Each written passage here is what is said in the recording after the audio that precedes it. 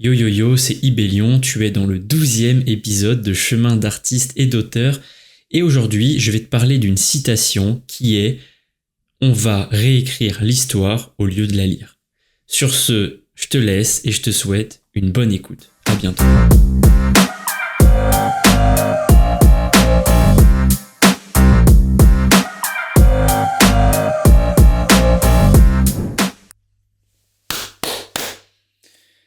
Coucou les amis, épisode numéro 12. Aujourd'hui, on va parler de plein de choses, évidemment. Tu vois, voilà, j'ai déjà pensé à 3 trucs avant de commencer. On va parler de plein de choses, mais on va partir d'une base très simple, qui est une citation, ou plutôt une parole d'un artiste, d'un rappeur français, qui est « On a réécrit l'histoire au lieu de la lire ». Je vous laisse un peu réfléchir. Alors oui, mes notes sont là sur mon téléphone parce que j'ai explosé ma tablette. J'aimerais bien vous raconter et vous dire que c'est à cause de Voltaire. Voltaire le cocker, mon petit toutou. C'est pas du tout de sa faute.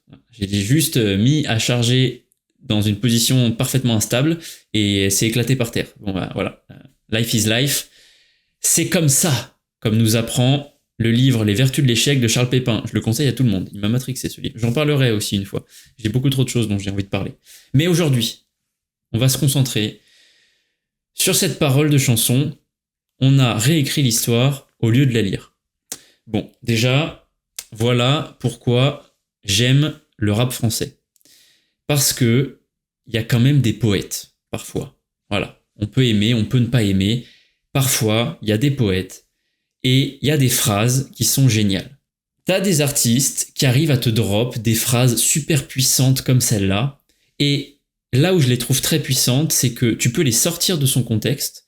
Et donc, je vous aurais même pas dit que c'était une phrase de rap, vous l'auriez pas su, et tout était beau et tout, et voilà, on s'en fiche. Et t'arrives à leur donner le sens que tu veux.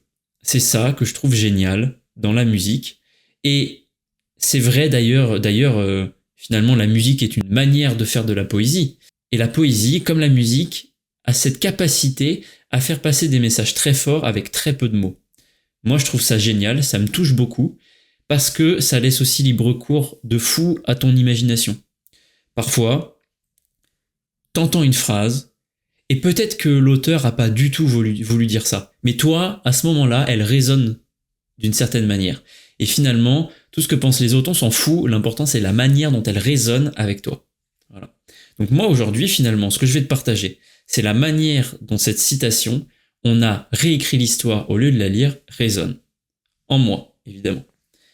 Ça me fait penser à la musique de manière générale, et je me rends compte que la musique, et d'ailleurs, voilà, j'arrive tout de suite, parce que voilà, on repose les bases à chaque épisode, l'objectif est quand même de parler d'écriture.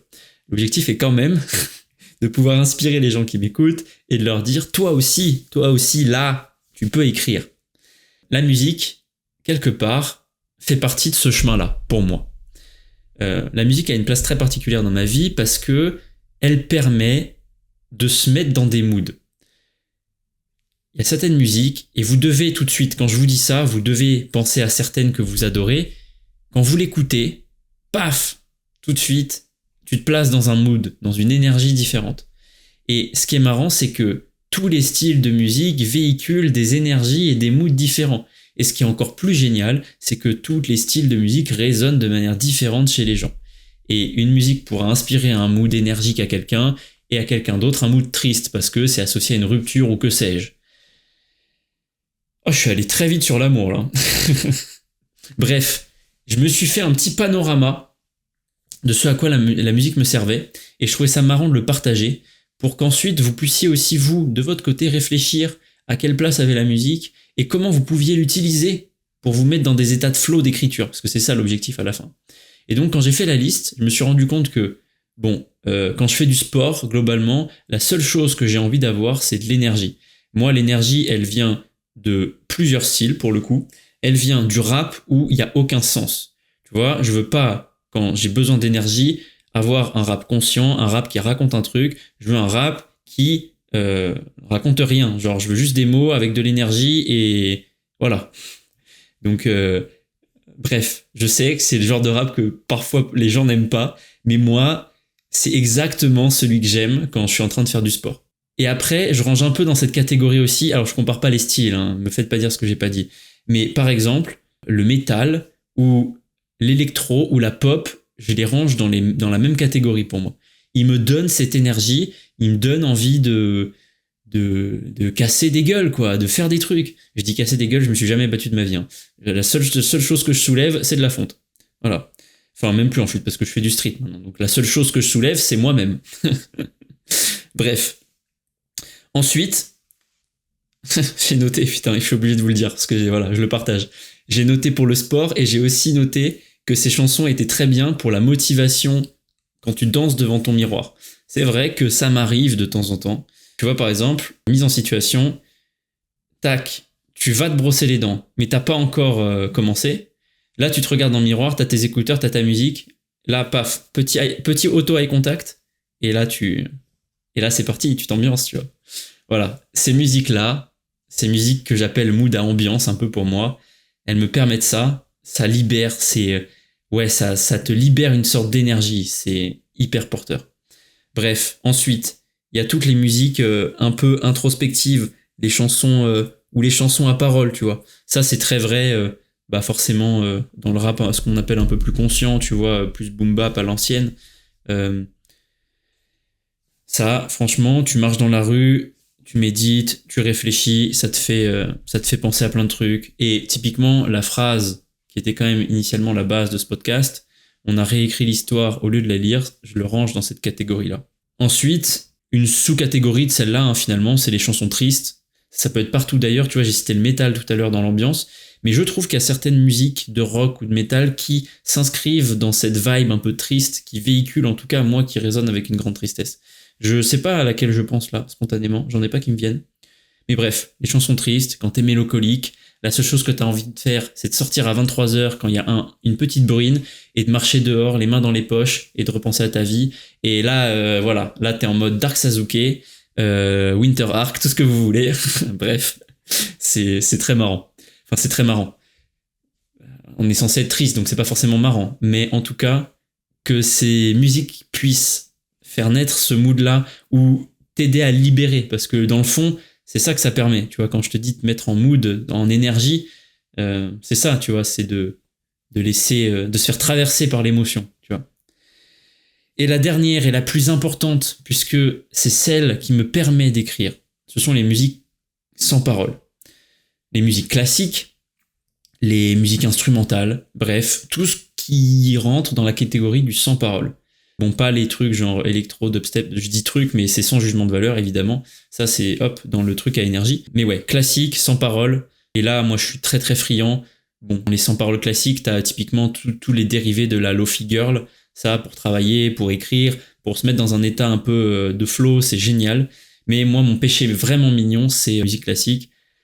Je vous conseille tous, Sofiane Pamart, un délire. Il est trop fort. Ce qu'il fait, c'est trop trop bien. Un gros big up à l'album Planète, hein. Franchement, Planète Gold, avec les villes. Ça, c'est peut-être l'album que j'ai le plus écouté en écrivant.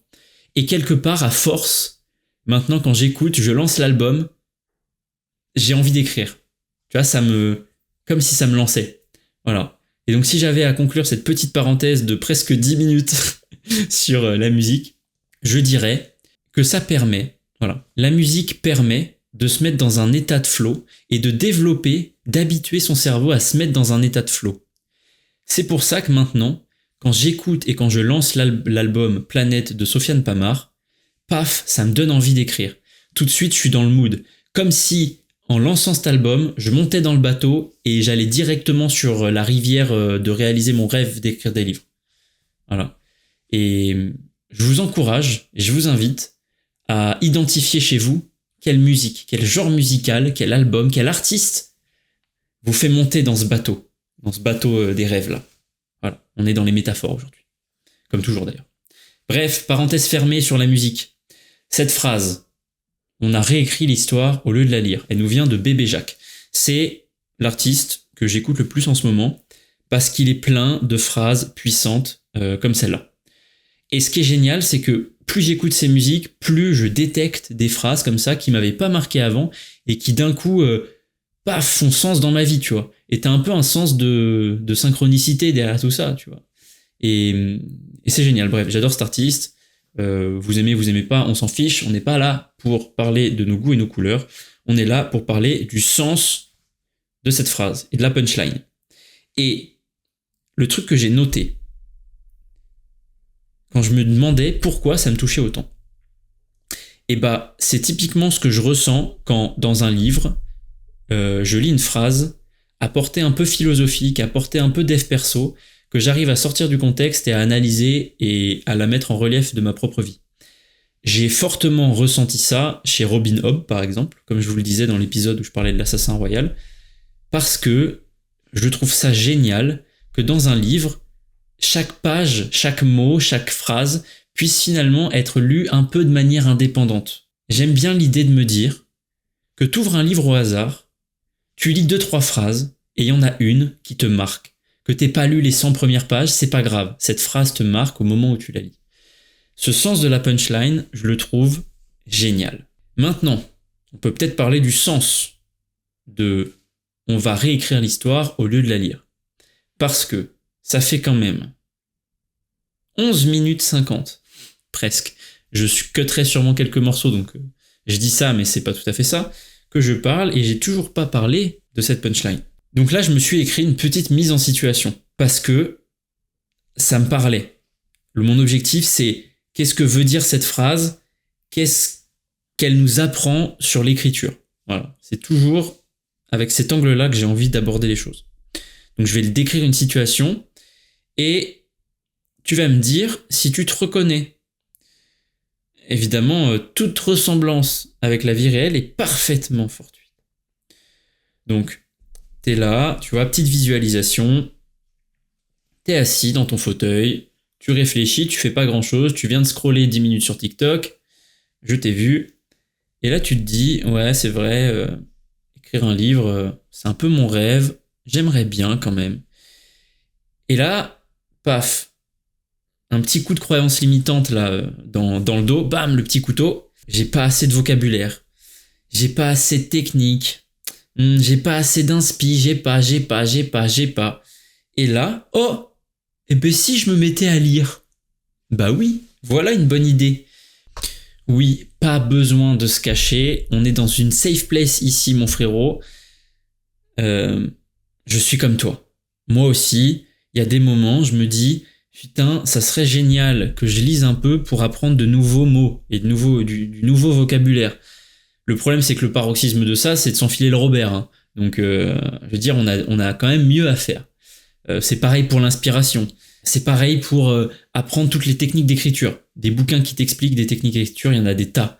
Si t'attends de tous les avoir lus pour écrire, t'écriras pas beaucoup.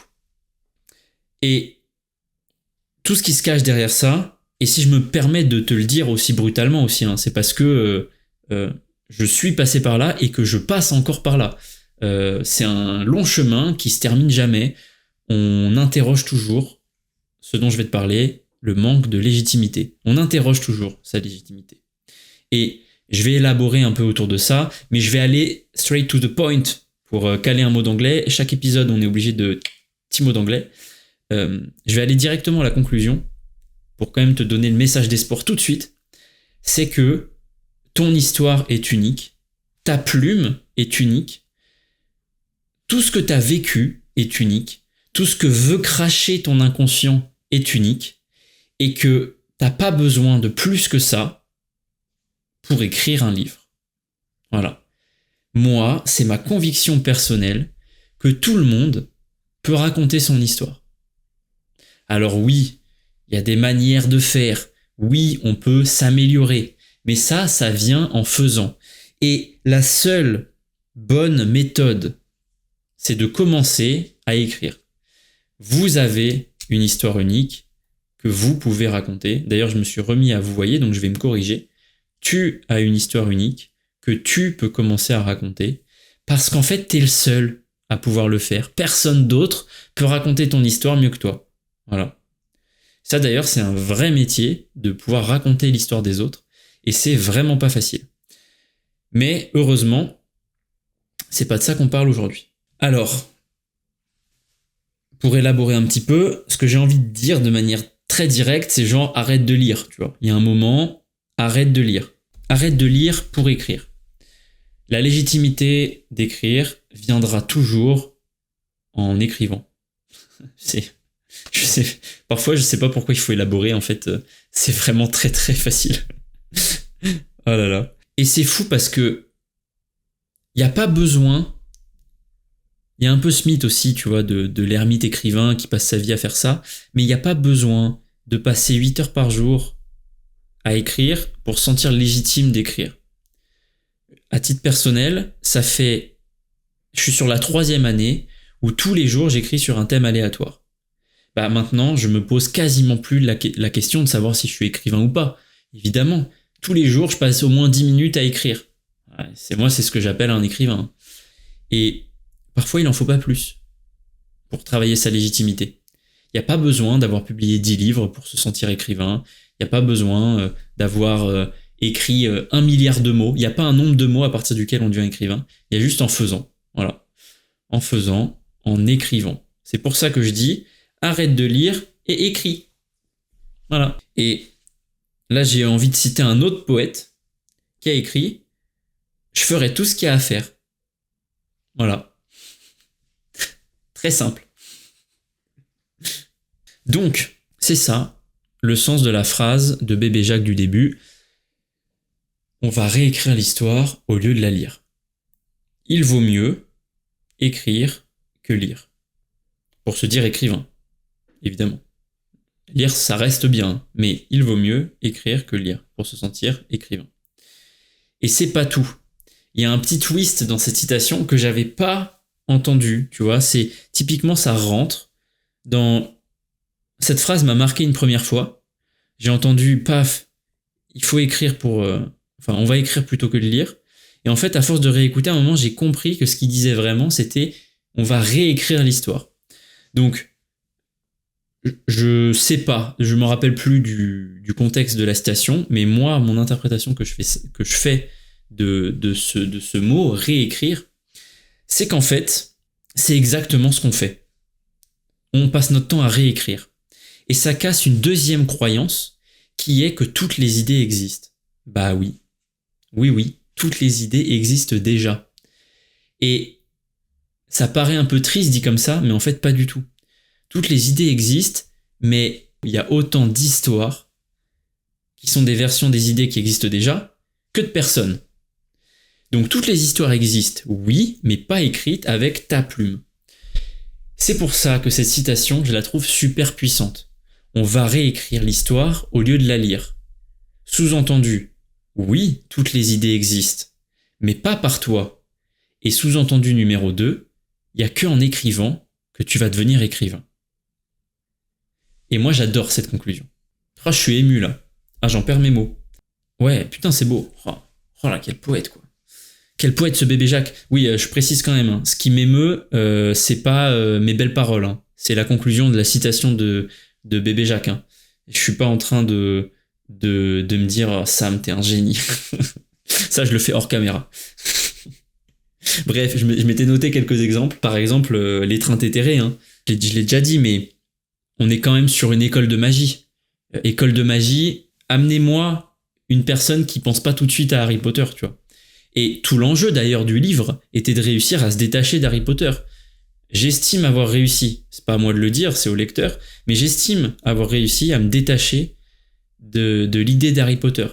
Et je me demande d'ailleurs, tu vois, j'ai jamais trop creusé l'histoire de J.K. Rowling, je l'ai jamais écouté en interview, j'ai jamais cherché à comprendre ses inspirations, etc.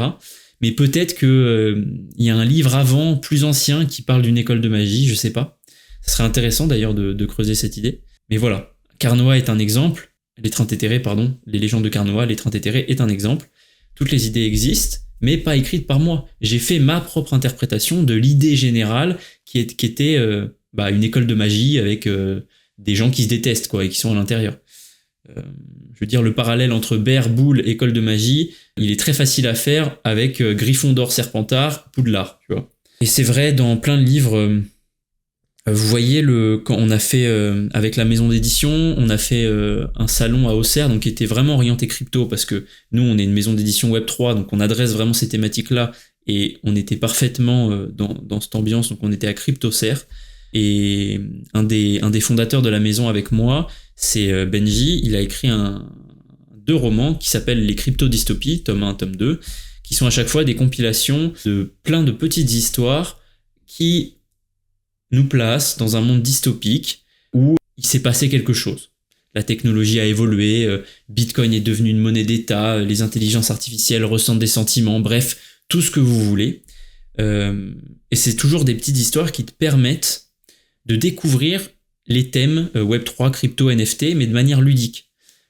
Comme moi, l'étreinte éthérée permet de s'interroger sur les concepts philosophiques d'une blockchain sans jamais prononcer le mot, Ben, il te permet d'expliquer, avec ses crypto-dystopies, il te permet d'expliquer différents thèmes, mais via l'imaginaire. Donc c'est quand même génial pour mettre un premier pas dans cet univers. Et ce qui a été très marrant, c'est que il y a des gens qui nous ont dit « Ah mais c'est comme putain, comment elle s'appelle cette série ? Oh, j'ai un trou. Black Mirror, putain, oh là là. J'ai failli raconter toute l'histoire pour arriver au moment et tout oublier. Bref, il y a des gens qui disaient ah mais c'est marrant, c'est un peu comme un Black Mirror mais version crypto. Et oui, c'est vrai. Comme il y a certains qui nous ont dit ah mais c'est marrant, l'étreinte éthérée c'est un peu comme un Harry Potter version crypto. Oui, exactement. Et ça c'est la preuve ultime que finalement toutes les idées existent, mais pas écrites par nous. Et quelque part, c'est rassurant pour le lecteur de savoir que il va quand même dans un univers qu'il connaît. Il va reconnaître un petit peu certains trucs. Donc il y a certains codes qu'il va déjà avoir. Bon voilà, les crypto-dystopies, Black Mirror, voilà, il va forcément être dans des histoires dystopiques, donc qui vont interroger des thèmes parfois un peu sombres, qui vont placer et créer des univers parfois un peu tristes, etc., etc. De magie, bon, il se doute bien, va y avoir de la magie, va y avoir de la rivalité, etc., etc. Et donc, c'est rassurant pour le lecteur de savoir où il met les pieds. C'est pour ça que quelque part, que toutes les idées existent, c'est rassurant.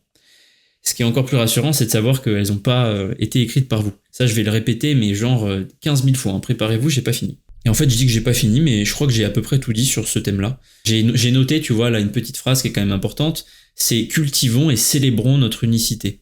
Ça, c'est vrai. Faisons-le. Je vais pas argumenter sur cette phrase-là. Cultivons et célébrons notre unicité. C'est génial. Réécrivons les thèmes et les histoires qui, de toute manière, existent déjà. Ah, j'aime bien me relire. Croire que je serais écrivain. Ah là là. Ouais, j'ai aussi écrit, tu vois, en prenant mes notes, déjà dans mes notes, j'ai écrit, je vais pas vous mentir, ça a pété partout dans ma tête. C'est vrai, j'avais plein de choses à dire, c'est passionnant tous ces sujets-là, et partir d'une citation comme ça qui paraît absolument lambda, ça peut t'emmener vraiment, vraiment, vraiment partout, et il y a tellement de phrases à analyser comme ça. Je le ferai plus souvent. Peut-être la prochaine fois on fera Niska, voilà, j'arriverai à vous trouver, à développer tout un épisode de podcast sur une poésie de Niska. Je pense que certains qui m'écoutent là doivent tiquer, ça grince un peu en disant ah, moi ça va pas être ouf. Vous verrez, j'arriverai à rendre ça sexy, je vous le promets. Voilà, je vais conclure en répétant la conclusion finalement. On va réécrire l'histoire plutôt que de la lire. Ça nous permet 2 choses. Ça nous permet de nous rendre compte qu'il n'y a qu'en écrivant qu'on devient écrivain. C'est pas en lisant des livres qu'on devient écrivain. Il y a un moment, il faut se mettre à écrire. Et ça nous permet de nous rendre compte d'une deuxième chose. C'est que toutes les idées existent. C'est pour ça qu'on réécrit et pas qu'on écrit. Ou en tout cas, c'est comme ça que Bébé Jacques le verbalise. La bonne nouvelle, c'est que oui, toutes les idées existent. Mais ça, c'est rassurant pour le lecteur, parce que parfois, il sait où il met les pieds.